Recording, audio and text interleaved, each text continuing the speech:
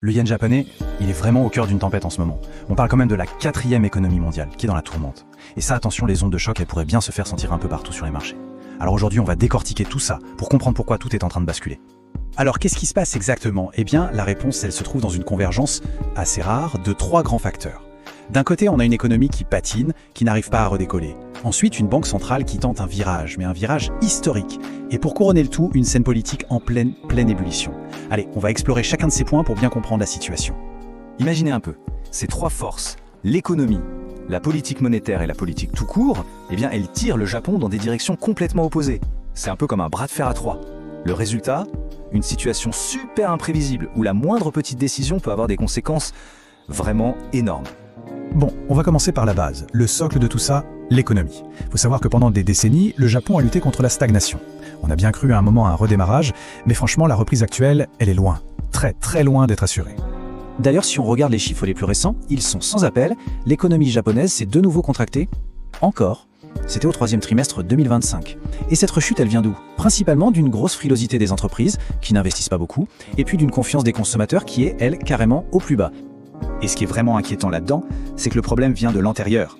Ce sont les dépenses des ménages et les investissements des entreprises, les 2 moteurs qui devraient tirer la croissance, qui sont en train de caler. Du coup, la reprise, elle ne peut pas s'auto-alimenter. Le moteur tourne à vide en quelque sorte. Alors face à ça, pour essayer de relancer la machine, le gouvernement a sorti l'artillerie lourde, un plan de relance de 21 milliards de yens. C'est colossal. Le but, stimuler la demande. Mais la vraie question, la question à 1000 milliards, c'est est-ce que cet argent va suffire pour lancer une croissance durable ou est-ce que c'est juste, vous savez, un pansement sur une jambe de bois? Et ça nous amène tout droit au 2e facteur clé, la Banque du Japon. Ah, la Banque du Japon. Elle est littéralement prise entre le marteau et l'enclume en ce moment. Elle essaye de normaliser sa politique monétaire, mais sans faire dérailler une reprise économique qui est déjà, on l'a vu, super fragile.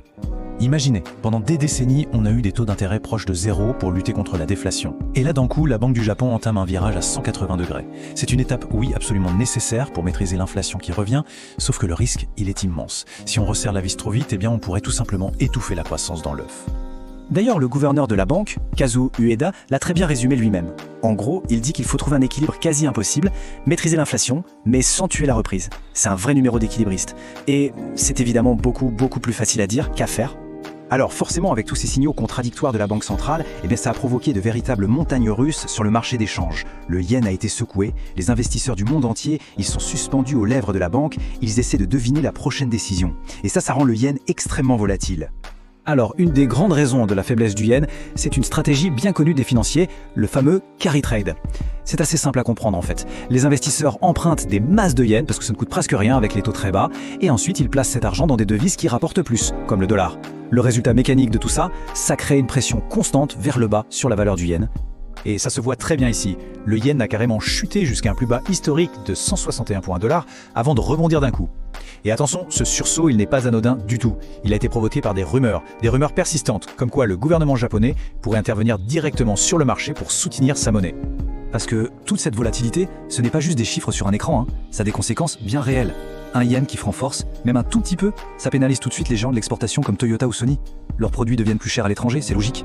Et le résultat direct, l'indice boursier de Tokyo, le fameux Nikkei 225, a tout de suite accusé le coup.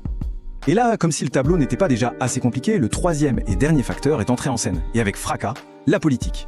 Une crise politique complètement inattendue est venue rajouter une bonne grosse couche d'incertitude, qui complique encore plus la mission, déjà si délicate, de la Banque centrale. Franchement, regardez la vitesse à laquelle tout s'est passé. En l'espace de quelques mois à peine, on a eu la démission d'un Premier ministre, la nomination de la toute première femme à ce poste, Sanae Takaichi, et paf, dans la foulée, la convocation d'élections anticipées. C'est un sacré tourbillon. Et une telle instabilité au sommet de l'État, évidemment, ça a de quoi rendre les investisseurs très nerveux. Et la nouvelle première ministre, Sanae Takaichi, elle a décidé de jouer son va-tout. Carrément.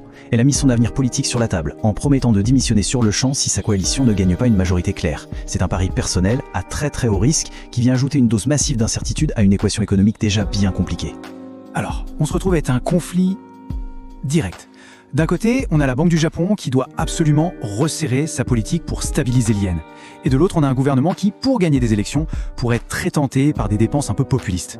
Mettez les deux ensemble et vous avez la recette parfaite pour un maximum d'incertitude. Du coup, face à tout ce brouillard, les experts sont complètement divisés. Il y a deux camps. D'un côté, ceux qui pensent que le yen va rester faible à court terme parce que le carry trade, ça va continuer. Et de l'autre, ceux qui, au contraire, prévoient qu'il finira par se renforcer à long terme, à condition bien sûr que la Banque du Japon tienne bon et que l'économie redémarre enfin. Finalement, le risque majeur, le vrai danger, c'est que toute cette instabilité politique force la Banque du Japon à mettre ses plans sur pause, à ne plus rien faire. Et un tel retard, ça pourrait provoquer quoi? Une nouvelle dégringolade du yen et encore plus de volatilité sur tous les marchés financiers. Le Japon se trouve donc à un carrefour, mais un carrefour absolument critique. La façon dont le pays va naviguer dans cette tempête parfaite, ce choc entre l'économie et la politique, eh bien ça aura des répercussions bien au-delà de ses frontières.